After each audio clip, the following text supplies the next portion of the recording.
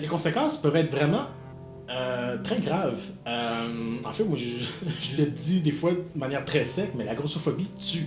Ça peut aller jusque-là, pour plein de raisons, parce que la grossophobie va parfois pousser les gens à s'isoler. Puis des fois, ben, l'isolement va vraiment venir scraper la santé mentale. L'isolement, c'est parfois ça qui fait en sorte que des gens vont développer en fait des mauvaises habitudes de vie. Il y a des gens qui avaient une vie super saine, puis parce qu'ils ont commencé à se faire traiter de gros, de grosses, ils ont commencé à être rabaissés, ils ont été mal reçus par un médecin, ils ont été dénigrés par un professeur ou un collègue de travail. Ben là, ces gens-là vont se mettre à s'isoler, puis c'est là qu'ils vont commencer à avoir des mauvaises habitudes de vie, ce qu'il n'y avait pas avant. Fait que déjà, ça met en danger la santé des gens. Les gens peuvent avoir un moins bon suivi médical. Fait qu'il y a des gens qui vont se présenter en clinique médicale pour un problème X, puis on va juste leur dire d'aller perdre du poids.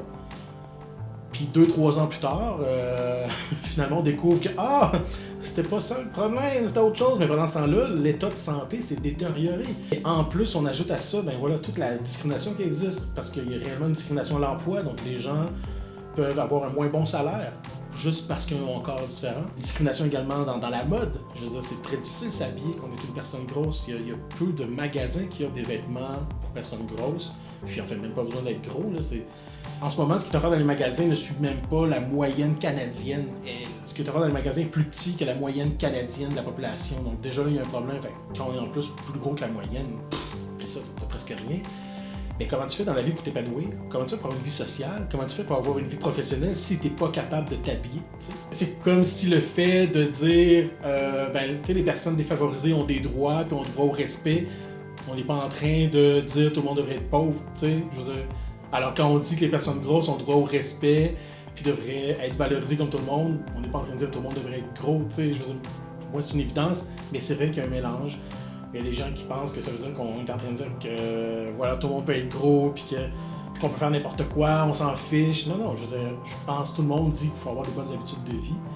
Mais avoir des bonnes habitudes de vie, ben pour ça, il ne faut pas être abaissé, il ne faut pas être discriminé, il ne faut pas être insulté, il faut être traité en égal.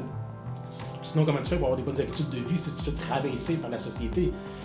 C'est juste impossible. Tu peux pas te battre contre un vent comme ça. Je veux dire, à un moment donné, t'as beau avoir du cran puis t'aimer à fond, s'il y a un ouragan qui te fonce dessus, l'ouragan te rentre dedans, là, tu sais. C'est pour ça que la diversité corporelle, c'est important, mais ça peut pas être juste ça, la réponse. T'sais, la diversité corporelle, c'est comme un morceau du casse-tête, puis il y a plein d'autres morceaux autour. Fait qu'on a beau prôner la diversité corporelle, si on fait rien pour calmer l'ouragan de la grossophobie, tu te fais rentrer dedans pareil, puis tu meurs noyé ou dans le vent, je sais pas trop. Mais en tout cas, tu te fais décoiffer solide. Fait qu'à un moment donné, il faut s'attaquer à tout ça au complet. Puis c'est la simple idée que tout le monde a droit au respect. C'est juste ça, en fait. T'sais, peu importe ton corps,